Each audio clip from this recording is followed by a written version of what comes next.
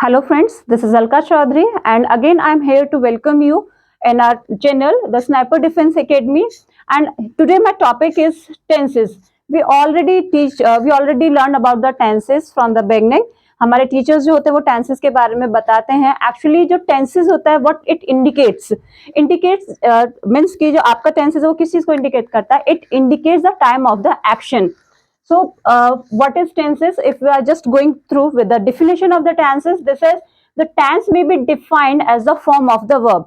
Form of the verb is the most important thing in this tense. Means कि जो form of the verb है वही आपको ये बता देती है कि जो काम हुआ है, जो action हुआ है, at when it takes place, present, past or future. So, which indicates the time and the state of action. There are two, the tenses, it depends on two sides. That is time and the two factors होते हैं, जो features होते हैं उसके time के ऊपर और state के ऊपर डिपेंड करते हैं. व्हाट इज टाइम, जो ये इंडिकेट कर दे कि आपका एक्शन कब हुआ है, एंड अलोंग जो स्टेट है इट इंडिकेट्स कि जो उसके सब पार्ट्स होते हैं, it's going on, it has done और विल बी डन, जो उसके सब पार्ट्स को इंडिकेट करता है. So first of all we are just having time of an action, कि भाई हमारा टाइम ऑफ एक्शन कैसे इंडिकेट किया जाता है आपके टेंसेस के अंदर. The first example is mother goes to temple. Here what is the verb in this? Goes is a verb. Goes इसमें वर्ब है आपकी, तो जो इंडिकेट्स कर रही है means it is indicating present tense. ये आपके प्रेजेंट टेंस को इंडिकेट कर रही है कि मदर क्या है, regularly she goes to the temple. Second sentence is this, he went to the visit, he went to visit the zoo. Means went is here, the again main verb is went, जो कि ये indicate कर रहा है कि जो action हुआ है it took place in the past. So the first sentence is denoting your present tense. Second one is denoting your past tense. And third one, they will meet you on Sunday. It is denoting, means you will meet on Sunday. It is denoting your future tense. So as I told you कि it depends on, means कि जो time हमारा बताता है, actual में जो tenses होते हैं वो आपके टाइम को बताते हैं कि आपका एक्शन कब हुआ है, कब आपका एक्शन ने पास्ट में, प्रेजेंट में या फ्यूचर में हुआ है. Second thing is that state of an action. How can we identify the state of the action? So the first example, I write letters regularly. Just to listen very carefully. What is the meaning? I write letters regularly. Here, what is the verb? Write is the verb. Second, I am writing a letter. Again, writing a letter. I have just written a letter. Written is there. So I have been writing a letter. I have been writing a letter. Okay. The root word is write. ठीक है, WRIT is a root word. ये आपका root word है, जो root verb आप कह सकते हो, the first form of the verb. अब ये डिफरेंट तरीके से यूज की गई है डिफरेंट सेंटेंसेस में. So in the very first sentence it is denoting the present simple present tense. You can say indefinite. अगर हम सभी टेंसेस की बात करें, it is denoting simple. Simply we are talking about that simple, या आप इसको कह सकते हो indefinite.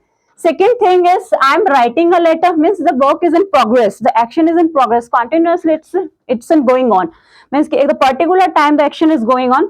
This is writing a letter, means at the time of speaking, when I'm just speaking this, I am writing a letter. This is your continuous, means your progressive, you can say.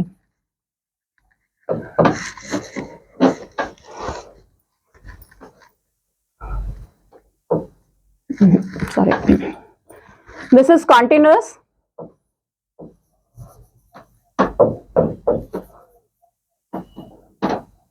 Next is I have just written a letter, means the work has been completed.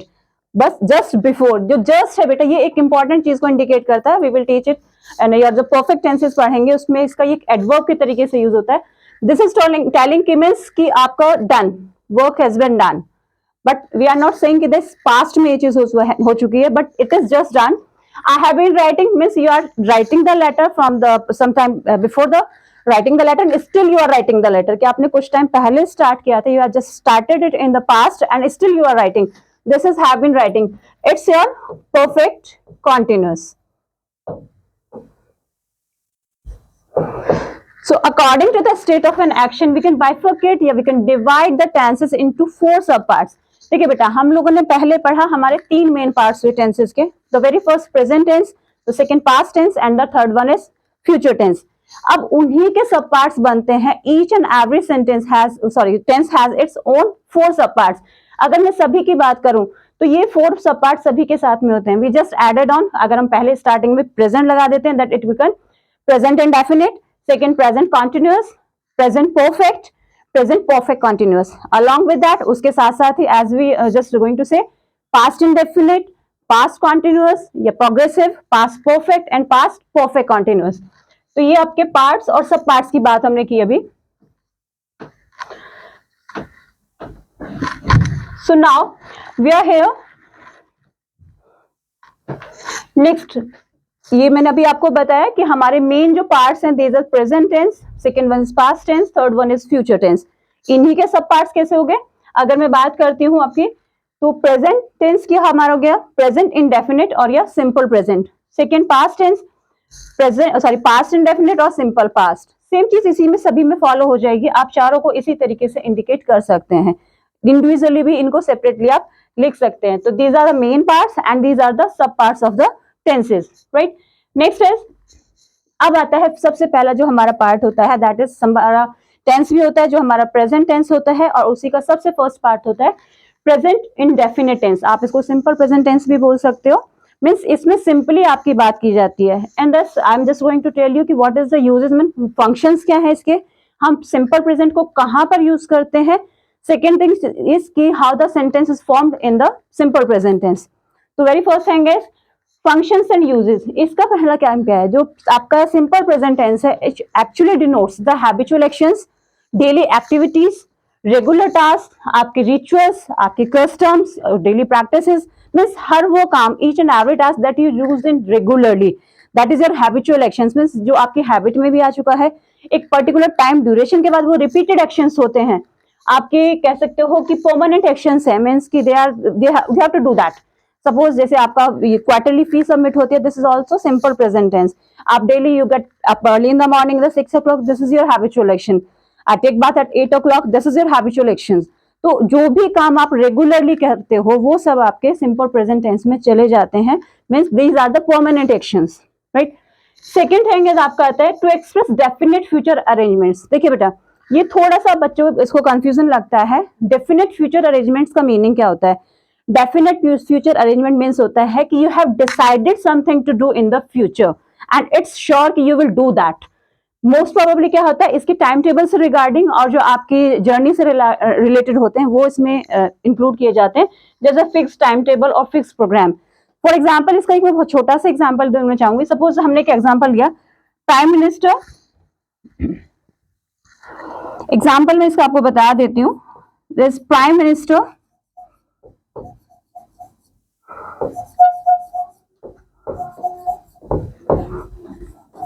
Prime Minister arrives tomorrow.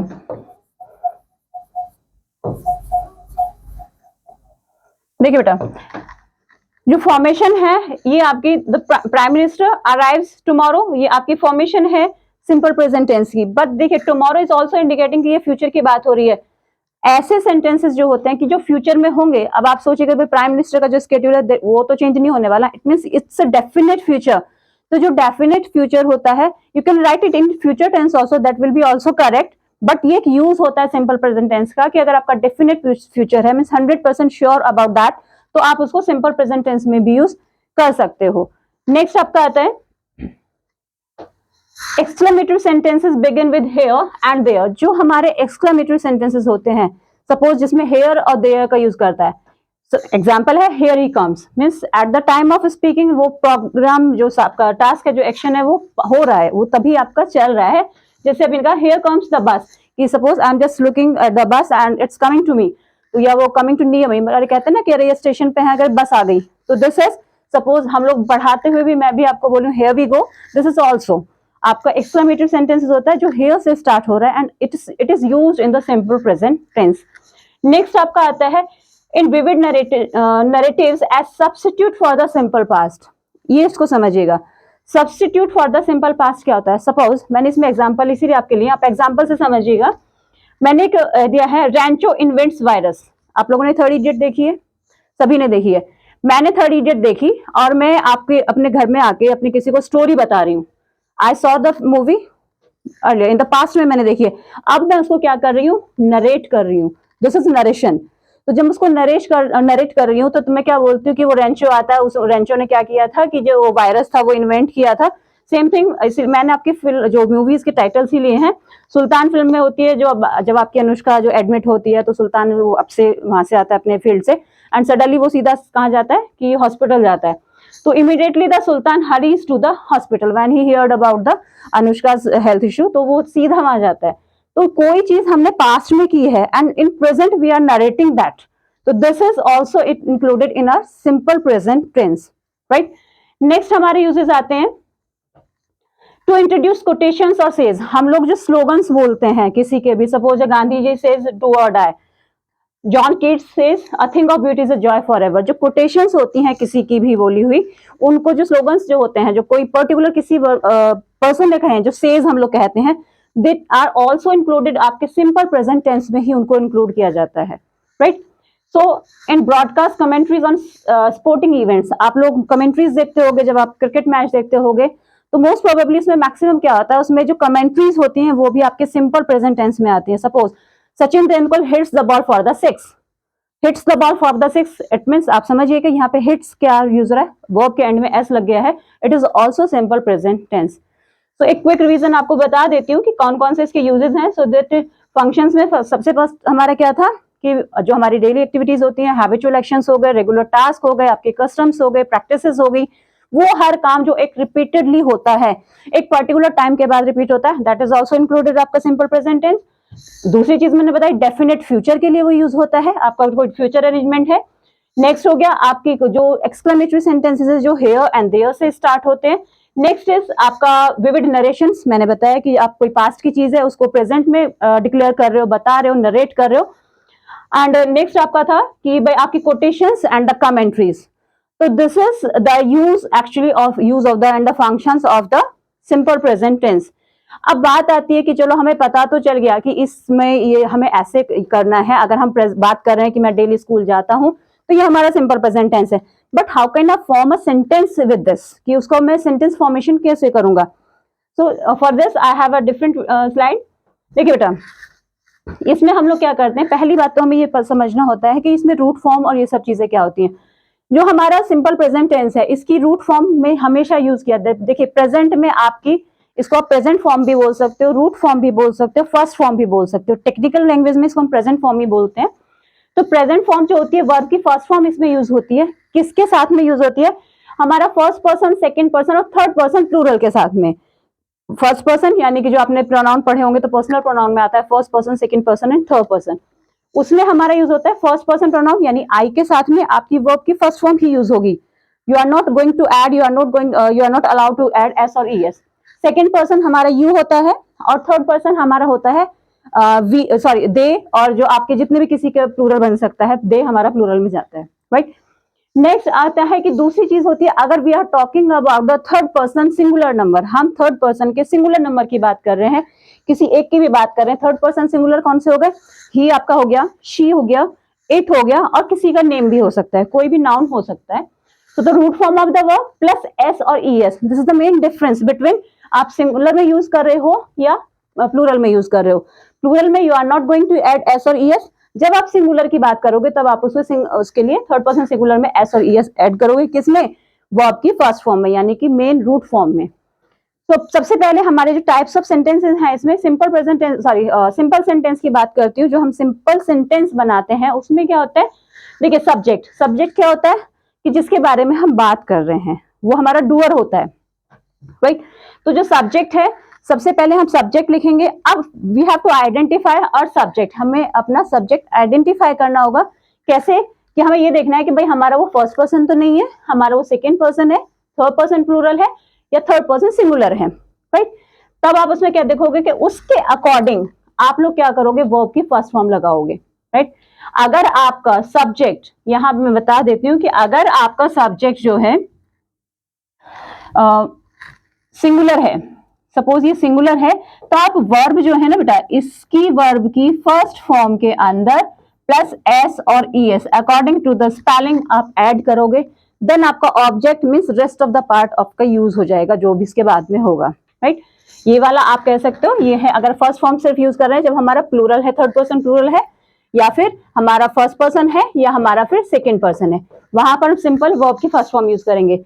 Singular के लिए हम लोग S और ES उसमें add on कर देते हैं। Next आपका आता है, ये तो हो गया सिंपल यानी कि अफर्मेटिव सेंटेंस की बात हो गई। अब इसके भी बहुत सारे नाम होते हैं। अफर्मेटिव को आप अफर्मेटिव सेंटेंसेस भी बोल सकते हो, सिंपल सेंटेंस बोल सकते हो, इंडेफिनिट भी बोल सकते हो, स्टेटमेंट भी बोल सकते हो, कुछ भी, मतलब बहुत सारे नाम है इसके। So don't get confuse in this. Next आता है आपका, अब आते हैं हमारे नेगेटिव की बात करते हैं, means where we have to neglect something. Actually ये नेगेटिव भी हमारा उसी का पार्ट होता है, लेकिन इंडेफिनिट का ही पार्ट होता है, बट हम इसको नेगेटिव सेंटेंस अलग से बोल देते हैं। That is not correct. Negative means ये उसका नेगेटिव पार्ट है, ये भी नरेट कर रहा है, किसी चीज के बारे में कुछ डिक्लेयर कर रहा है, जो कि हम इसको डिक्लेरेटिव सेंटेंसेस भी बोलते हैं अपने सिंपल सेंटेंस को। तो सब्जेक्ट डू और does, according to your subject आपका इसमें आ जाएगा कि आपने किया, सपोज आपका डू और डज है, तो डू और डज में क्या हो गया, डू कहाँ यूज करोगे, जब आप बात करोगे फर्स्ट पर्सन की, सेकेंड पर्सन की और थर्ड पर्सन के प्लूरल की, वहां आपको यूज करना है डू। डज आपका कहाँ यूज होगा, आपका थर्ड पर्सन सिंगुलर के साथ में, थर्ड पर्सन सिंगुलर, राइट। तो ये आपका, उसके बाद आप क्या करोगे, नॉट लगा दोगे। According to your subject you have to use do और does. If it is your first person, second person, third person plural, you have to use do. अगर सिंगुलर है थर्ड पर्सन का तो आप डज यूज करोगे। Then after that use आपको negative एक word use करना है, दैट इज नॉट। उसको यूज करने के बाद में अगेन आपको वर्ब की फर्स्ट फॉर्म यूज करनी है। देन आपका object means the rest of the part of the sentence. एक बहुत बड़ी गलती जो हमेशा बच्चे करते हैं, वो क्या करते हैं, यहाँ पे भी डज लगा देंगे और यहाँ क्या करेंगे, वर्ब में भी एस और ईएस लगा देंगे। ये आपको मैं आगे अभी इसमें जब हमारा इंटेरोगेटिव आता है उसमें ज्यादातर ये कंफ्यूजन होता है।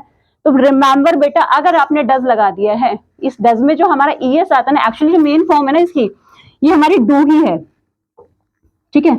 तो ये ईएस कहां से आया, जैसे मैंने अभी आपको बताया, ईएस जब हम लोग वहां पर वर्ब की फर्स्ट फॉर्म में सिंगुलर की बात करते हैं, ऐड करते हैं, तो वो वहां का वर्ब का उठकर यहाँ पे एड ऑन हो जाता है, तो ये डज हो जाता है।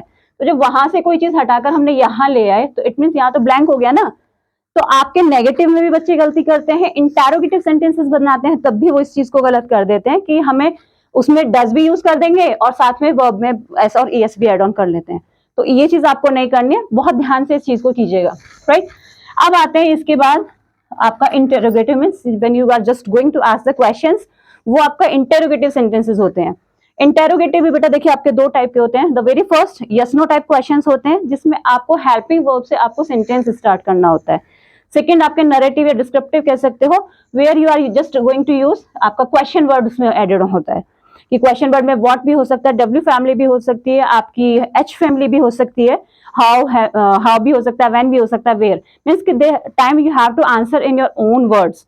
और अगर यस नो टाइप है, हेल्पिंग वर्ब से स्टार्ट है, तो यस और नो। सपोज एग्जाम्पल है, जब आप इंटरोगेटिव बनाओगे यस नो टाइप में, आपका हेल्पिंग वर्ब स्टार्टिंग में अगेन वही चीज बोलूंगी, डू और does, it depends on your subject, then do और डज सब्जेक्ट, वर्ब की फर्स्ट फॉर्म और आपका object, then the question mark. Question mark is mandatory over there. Next आपका आ जाता है इंटेरोगेटिव नेगेटिव और चलता है हमारा, कि बस हम हाँ भी कह रहे हैं और ना भी कह रहे हैं। क्या तुम कल स्कूल नहीं गए थे, means I ask the question, क्या तुम कल स्कूल नहीं गए थे, do you not go to school yesterday, sorry do you not go to school, जाते हो, सॉरी यस्टरडे नहीं, वो पास की बात हो जाती है, do you not go to school, क्या तुम स्कूल नहीं जाते हो। तो हमने पूछा, क्वेश्चन भी पूछा और उसमें नहीं का भी यूज किया। तो दीज टाइप ऑफ जो सेंटेंसेस होते हैं वो हमारे इंटेरोगेटिव नेगेटिव में आते हैं, जहां हमारा हेल्पिंग वर्ब स्टार्टिंग में होता है, देन हमारा सब्जेक्ट, देन नॉट और वर्ब के first form and the object और rest of the question mark. Last में हमारे आते हैं आपके जो क्वेश्चन वर्ड के साथ में मैंने अभी बताया कि डब्ल्यू फैमिली के भी हो सकते हैं, एच फैमिली भी हो सकता है। तो very first you have to write the question word, what is it, जो भी आपका होगा वो आपको लिखना है। देन द हेल्पिंग वर्ब, इनको हम हेल्पिंग वर्ब बोलते हैं। मेन वर्ब होती है जो आपको एक्शन को शो कर देती है, जो आपका एक्शन वर्ड्स होते हैं उनको, और helping verb indicates to help him to find out the type of tense. Helping verb उसको आइडेंटिफाई करती है। So do does subject, then verb first form and then object, then the question mark. तो this is the complete formation of the sentences in a simple present tense. बाकी tenses की भी बेटा देखिए formation sentence की सभी same रहेगी, सिर्फ चेंजेस आपके आते हैं हेल्पिंग वर्ब के अंदर, सॉरी आपके हेल्पिंग के अंदर, कि भाई पास्ट की कुछ और हो जाएगी, प्रेजेंट की कुछ और हो जाएगी, यहाँ वाली में आएंगे, जब आप सिंपल पास्ट पढ़ोगे तो उसमें आ जाएगा। सिर्फ आपकी वर्ब में चेंजेस होते जाते हैं, उसके अलावा कोई चेंजेस नहीं होता है। फॉर्मेशन सही चलेगी सभी की, सभी में सब्जेक्ट आएगा, वर्ब आएगी, ऑब्जेक्ट आएगा, नॉट आएगा, ये सारी चीजें इंक्लूडेड होती रहेंगी, राइट। नेक्स्ट अभी आपका आता है, अब देखिए बेटा, मैंने आपको बताया कि some adverbs are used to denote present indefinite tense. How can you identify, आपको आइडेंटिफाई करना होता है। समटाइम्स क्या होता है कि हमारी एडवर्ब यूज हो जाती है उसमें कि मैम ये कैसे है, तो these are some adverbs that denotes the sentence is in present tense, right. कैसे?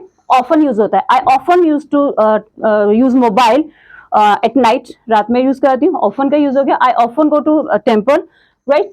Seldom, I seldom purchase something to me, कभी कभी यूज करती हूँ, खरीदती हूँ। Usually, never, occasionally, sometimes, normally, generally, always, frequently, rarely, daily, etcetera. ये सारी आपके एडवर्ब्स हैं that you can use in a simple present tense. उसके सेंटेंसेस में आपको मिल जाएंगे। If you are using this you can just identify कि ये एग्जैक्टली समझ में आ जाएगा, this is the simple present tense. So next अब हमारी बात होती है, आई होप कि आपको सिंपल प्रेजेंट टेंस कंफर्म हो गया होगा, क्लियर हो गया होगा। अब आपकी बात आता है, हमारा सेकेंड पार्ट होता है प्रेजेंट कॉन्टिन्यूअस टेंस, मीन्स आप उसको प्रोग्रेसिव भी बोल सकते हो। देखिए इसका नाम ही इंडिकेट कर देता है, आपका जो कॉन्टिन्यूअस है ना बेटा, ये खुद ही बता देता है, means the work is in progress, continue में है। आप लोग जब फिल्में वगैरह ये सीरियल्स भी देखते हो, उसमें आगे लिखा जाता है टू बी कंटिन्यूड, मीन्स कि इट विल बी फर्दर, आगे और भी है उसमें कुछ। सो कॉन्टिन्यूअस का ऑटोमेटिकली मीनिंग है कि आपकी चीज के प्रोग्रेस में है। प्रेजेंट कॉन्टिन्यूअस टेंसेस, अब सेम इसका है कि आप कहाँ यूज कर सकते हो, what are the functions and the uses of present continuous tense, कि आपको कैसे पता चलेगा कि ये सेंटेंस हमें प्रेजेंट कॉन्टिन्यूअस में बनाना है। The very first is use, इसका जो होता है at the time of speaking the work is going on, right. कि जैसे I am teaching to you, जब मैं इस चीज को बोल रही हूँ तो मेरा वो एक्शन भी साथ में चल रहा है। यू आर लर्निंग समथिंग, आप कुछ लर्न कर रहे हो। You are watching a movie, तो कोई भी काम जो आप काम करते हुए उस काम को, सॉरी बोलते हुए उस काम को कर रहे हो, दैट इज आपका क्या है, प्रेजेंट कॉन्टिन्यूअस है। मीन्स देखिए, for an action in progress that should be temporary, जो आपका एक्शन है वो टेम्परेरी होना चाहिए, मीन्स कि कुछ टाइम के बाद वो खत्म हो जाएगा। Suppose you are having your lunch, तो थोड़ी देरी तो खाओगे, पूरे दिन तो नहीं खाओगे ना, तो उसके बाद खत्म हो जाएगा। Suppose I am teaching you, 1 घंटा पढ़ाऊंगी, 2 घंटा पढ़ाऊंगी, कुछ दिन बाद तो एक पर्टिकुलर टाइम पीरियड के बाद the action will be over. Next आता है actions is going on the time of speaking, वही चीज मैंने बताई कि आपका जब बोला जाता है तब उस काम को आपका चलना चाहिए, तो वो आपका प्रेजेंट कॉन्टिन्यूअस हो जाता है। नेक्स्ट आता है to express an action in progress about this time but not necessarily at the time of speaking. Generally हम लोग पूछते हैं आजकल क्या कर रहे हो, तो मीन्स आजकल क्या कर रहे हो, तो हम लोग कहते हैं I am going to gym nowadays, I am taking guitar classes, I am taking NDA coaching, whatever you are just doing that time. तो means at the time of speaking जो वो काम है वो नहीं हो रहा है, बट परमानेंटली या प्रेजेंटली योर आपकी जो लाइफ में वो प्रोग्रेस में है काम। तो इस टाइप के जो आपके सेंटेंसेस होते हैं, these are also included present continuous tense. Means कि ये काम कैसे हैं आपके, कि आप बोलते टाइम नहीं कर रहे हो, लेकिन आपकी लाइफ में presently they are going on, वो काम आपके चल रहे हैं। नेक्स्ट, इसलिए मैं बोला time of action must be mentioned in this case, इसीलिए इसमें आपको टाइम का मेंशन करना होता है। सॉरी, सेम थिंग जो थर्ड इसका पार्ट है, फ्यूचर एक्शंस और डेफिनेट अरेंजमेंट। ये रूल जो है ये बेटा देखिए सिंपल प्रेजेंट में भी आता है और प्रेजेंट कॉन्टिन्यूस में भी आता है। I am going to Delhi tomorrow, कल की बात कर रही हूँ, लेकिन बना किस में रही हूँ उसको, प्रेजेंट कॉन्टिन्यूस में। तो सेम चीज है इसमें भी कि डेफिनेट होना चाहिए, कुछ भी हो जाए, मेरा प्लान है, मेरी टिकट बुक है, मेरी फ्लाइट है, मुझे वो मिस नहीं करनी है। तो this is a definite arrangement, this is your sure कि you will do this work in the future, तो उसको आप बनाओगे। That's why I am saying time of the action must be mentioned. Tomorrow I am leaving for the America, tomorrow I am just going to Delhi, तो मेरा definite है और मैंने tomorrow साथ में मैं लगा रही हूँ। सो नेक्स्ट आपका यूज है हमारा, जैसे कि मैंने एग्जांपल्स कुछ दिए आपके, भाई टुनाइट का हो गया, I am visiting my friend's mother tonight, so my cousins are coming to stay with us next week. हम लोगों ने इंडिकेट किया है, टुनाइट को इंडिकेट किया है, हमने टाइमिंग्स दी है, नेक्स्ट वीक को भी इंडिकेट किया है। नेक्स्ट हमारा आता है to express an action which begins before a given time and continues after it. आपने काम कोई दिया है, कोई पर्टिकुलर टाइम पर उस काम को आप रेगुलरली कर रहे हो, ठीक है, लेकिन उसके बाद भी हो रहा है। एग्जाम्पल जैसे इसका है, at 8 AM I am having my breakfast. बार 8 बजे शुरू किया, एकदम से 1 सेकंड में तो खत्म नहीं हो जाता, means you started your having your breakfast at 8 and it continues to the till some time, इस कुछ टाइम के लिए इट कंटिन्यूज, वो चलता है। तो आप उसको इस टाइप के जो सेंटेंसेस होते हैं that will also included up present continuous tense.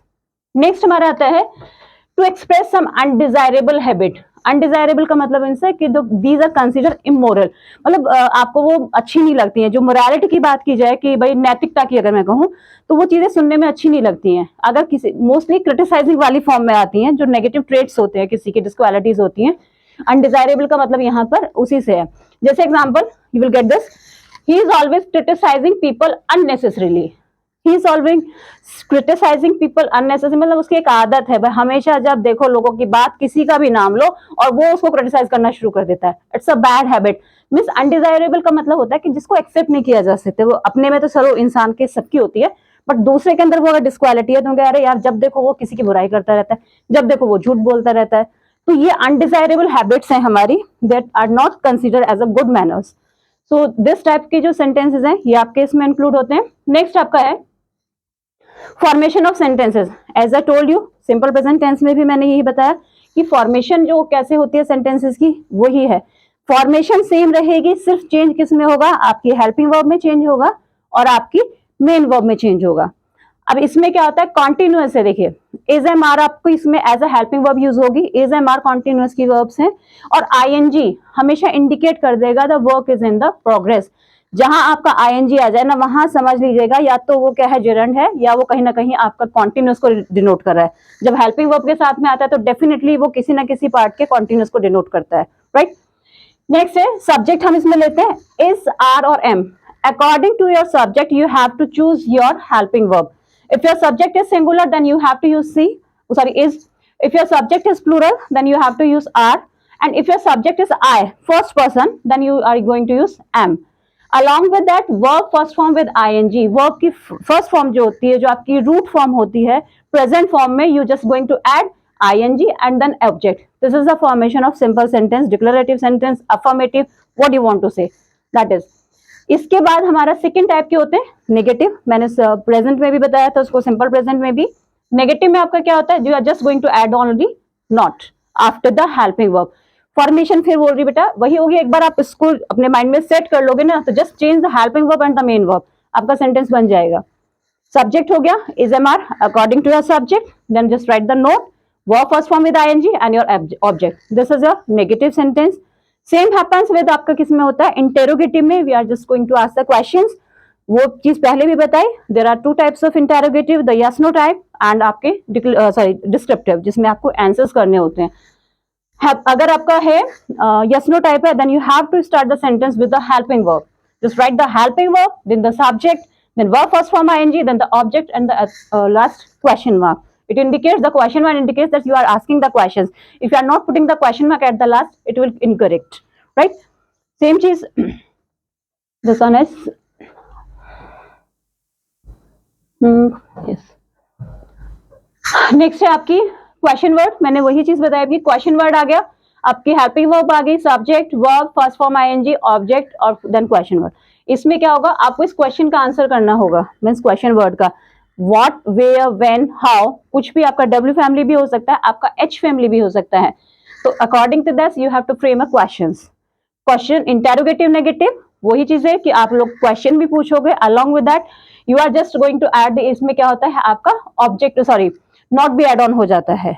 क्या मैं खाना नहीं खा रहा हूँ, क्या मैं स्कूल नहीं जा रहा हूँ, तो these are, you are just asking the question, along with that the not also आप यूज कर रहे हो उसमें. तो have, subject, not, verb first form ING, object and the question mark. So this is the formation for the present continuous tense. Now we just going to further. देखिए बेटा, अब हमारे पास एक चीज आती है, थोड़े से एक्सेप्शंस हैं. इसमें क्या होता है कि हम लोग ना मोस्टली हमें पता नहीं होता है, जाने अनजाने हम बहुत से वर्ब्स ऐसे हैं जिन्हें हम यूज कर लेते हैं. But there are some certain verbs that are not use, that are not allowed to use in the continuous tense. Present continuous में आप उसको यूज नहीं कर सकते. देखिए वर्ब्स ऑफ सेंस, जो वर्ब्स ऑफ सेंस में जो आपके सेंस को बताती है, जो हमारे सेंस ऑर्गन्स होते हैं, सुनना, आपका देखना, बोलना, वो सब, स्मेलिंग. तो हैव यू एवर हर्ड, किसी ने, आपने कभी सुना है I M smelling the flower? Have you heard about that? कभी नहीं सुना होगा. आई स्मेल, मुझे धुएं की बदबू आ रही है. I M smelling the smoke, नहीं होता ना, आई स्मेल होता है हमेशा. तो ये कुछ वर्ब्स ऐसी हैं सेंस वाली. I am seeing a movie, no, I see movie. तो I am hearing to you, मैं तुम्हें सुन रहा हूँ, नो, इट्स नॉट। तो यहाँ पर क्या होता है, ये आईएनजी में कभी भी, इस चीज को बता रही हूँ, एक्सेप्शंस में बाद में अगर एक एग्जांपल दूंगी मैं इसको, वहां किस तरीके से यूज होते हैं दैट इज करेक्ट, लेकिन प्रेजेंट कॉन्टिन्यूअस फॉर्म में हेल्पिंग वर्ब के साथ में कभी भी ये वर्ब जो है आपकी यूज नहीं होंगी आईएनजी के साथ में, राइट। नेक्स्ट आती है वर्ब्स ऑफ इमोशंस, जो हमारी आई एम वांटिंग वाटर, मुझे पानी अभी चाहिए, मैम प्रेजेंट कॉन्टिन्यूअस है, आपने बोला था जब आप काम कर रहे हो तब उसको कोई सेंटेंस बोलोगे तो वो आपका किस में बनेगा, प्रेजेंट कॉन्टिन्यूअस में बोलेगा। अब आप बोला I am wanting a water, this is incorrect, क्योंकि वांट क्या है, it's a verbs of emotion that will not included, that will not use, जो आपको that can not be used in continuous form. I want a glass of water, ये बोलते हैं।